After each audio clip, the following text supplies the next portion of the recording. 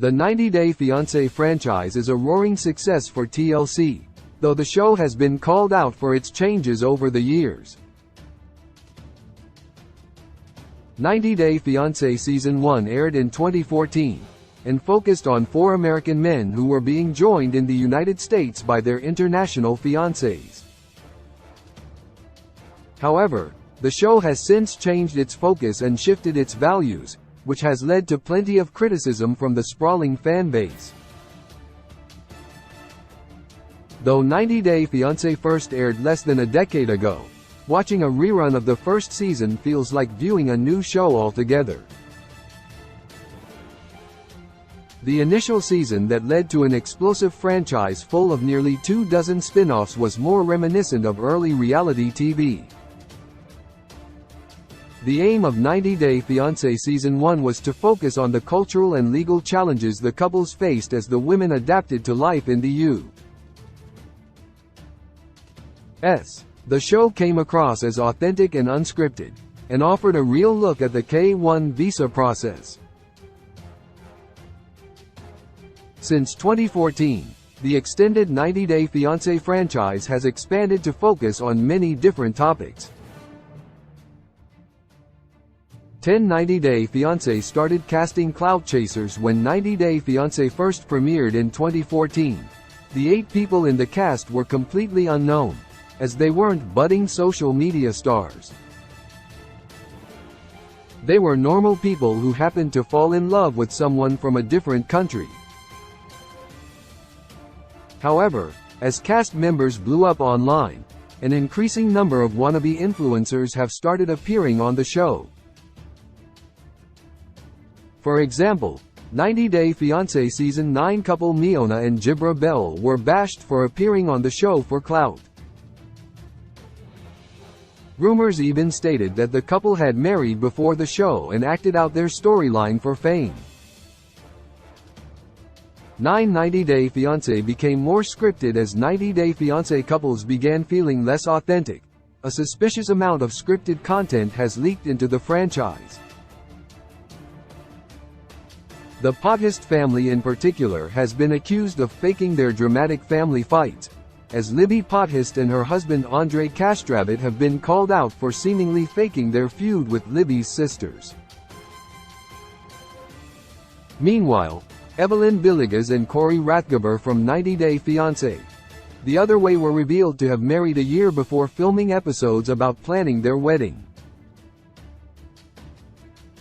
Such revelations have led to the show cheating and fooling viewers. 90 Day Fiancé features the same couples. The extended 90 Day Fiancé features nearly 24 shows.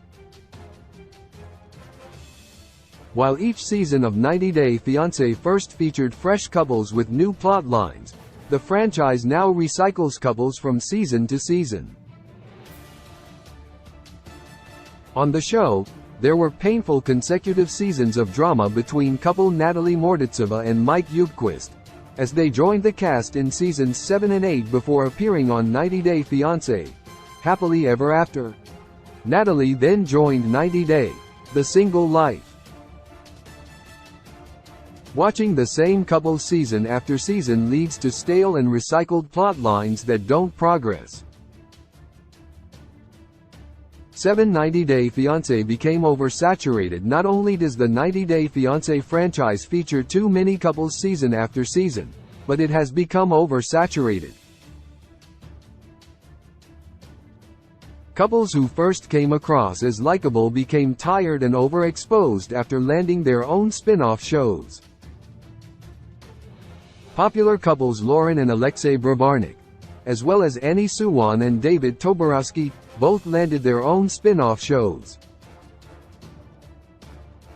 Rather than keep fans entertained, the show gave viewers too much exposure of select couples when they would probably prefer to meet fresh faces. 90 Day Fiancé dropped the K-1 visa process as the 90 Day Fiancé franchise shifted its focus from featuring new couples. It also dropped its central premise.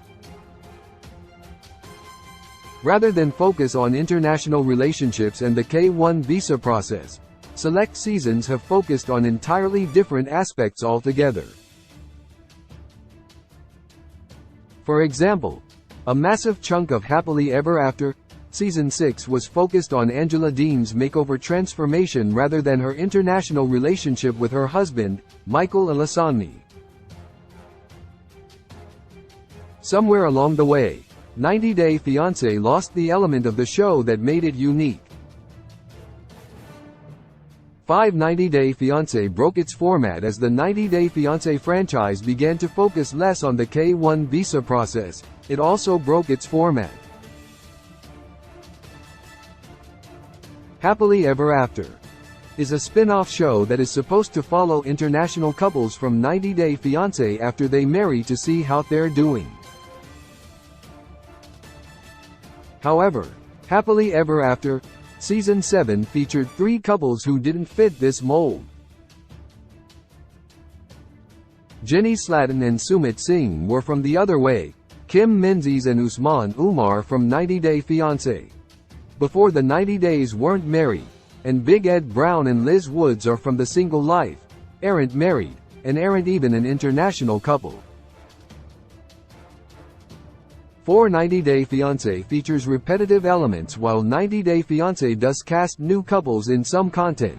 They appear to always pick from a mold. The franchise focuses on cast members from the same countries and features dozens of international people from the same area, such as Brazil and Colombia. Viewers should be able to see new countries represented on the show. Meanwhile, repetitive plot lines have occurred, including a significantly older American marrying a young foreigner or a conservative foreigner, and a liberal American clashing because neither researched each other's cultures. Overall, few new couples bring fresh stories or are worth rooting for. 90 Day Fiancé drags out the tell-alls. Another recent change the 90 Day Fiancé franchise has made is dragging things out and sensationalizing them. The tell-alls used to be single episodes, or perhaps 2 parts, and focused on informing viewers about the couple's current status.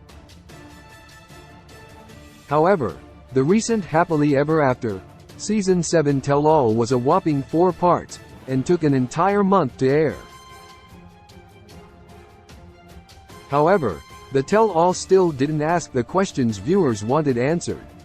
Such changes appear to be made for sensationalism rather than to tell a compelling story or please viewers.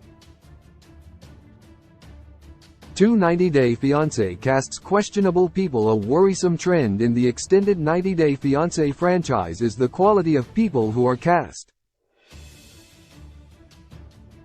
Jeffrey Paschal was cast on before the 90 days after he was arrested, but before that he was charged and sentenced with an 18-year prison sentence for assault and kidnapping. Chris Foster on the current season of The Other Way displays questionable behavior that has caused her to be accused of abusing drugs. Meanwhile, previous cast member Paul Stale has a history of arson and displays consistently unstable behavior. This has begged the question of whether TLC vets the people they cast in the 90 Day Fiancé franchise. 90 Day Fiancé won't drop Big Ed Angela Dean. While there are many aspects of the extended 90 Day Fiancé franchise that keep fans watching season after season, there are also numerous elements that appear to be going downhill. 2 major mistakes that TLC consistently makes is casting both Angela and Big Ed in multiple seasons. Both major franchise villains have displayed seasons of terrible behavior. Angela has verbally and physically abused her husband Michael, while Big Ed has verbally mistreated his partners, including gaslighting Liz on camera. However, the 90 Day Fiancé franchise doesn't seem to want to drop their villains, no matter how loudly fans beg.